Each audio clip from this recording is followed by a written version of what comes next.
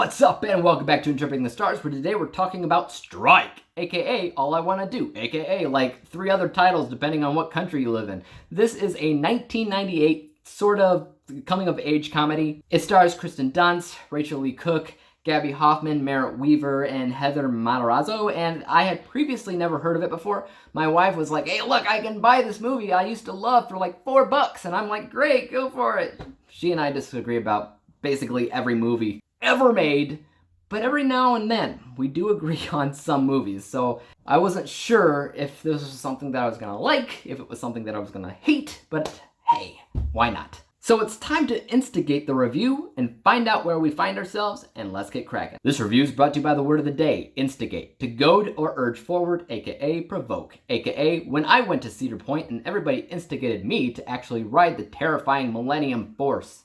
Strike centers on an all-women's private school during the early 60s amid a possible merger with a private all-boys school to make it co-ed, which the girls just do not want at all. So they vow to manipulate the system and make the boys look bad so that the board of directors will reconsider the merge. One of the biggest things about this movie is that it is very much a feminist type of film, and that will either grab you or it won't.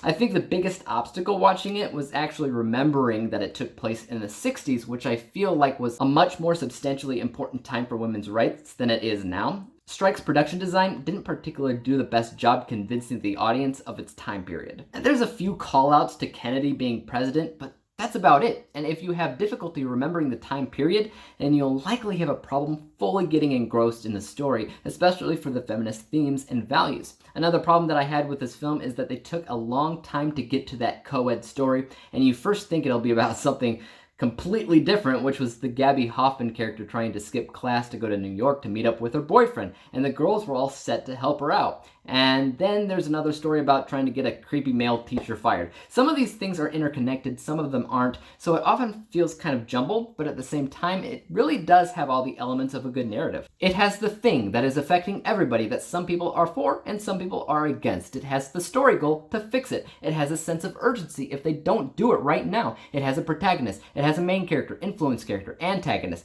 It has it all, and surprisingly enough, it takes a risky move and transfers the role of protagonist from one person to another later down the road, which is so risky and something you almost never see, but you know it works. Surprisingly enough, it works because the movie does a pretty decent job introducing all of these girls super early on in the film, laying out their aspirations, providing them with unique identifiers, and grouping them together in the DAR, the Daughters of the American Ravioli, which was a nice touch, making this stand out for what it was. By introducing their characters and providing each one with a distinctive aspiration, they basically created potential leadership qualities, so when one steps down, another can take the reins, which is ultimately what we have here. Now, I'm not a female, obviously, so I personally cannot connect with the feminist part. If I was in their position but switched around so that I was in an all-boys school, I would hate it. It would be like the inside of a locker room, but everywhere, and I would be demanding a merger. So I can't connect to the idea of wanting to keep a school the same gender, and that's where the feminist ideals come into play. And this does a pretty good job sorting out how much work it would be for the women to go to the school when there are boys present, and how they'd no longer be taken seriously. Anyways, let's talk about my final score for a second. I think this is a film that for me does a better job personally than technically, but that will change for pretty much anybody watching.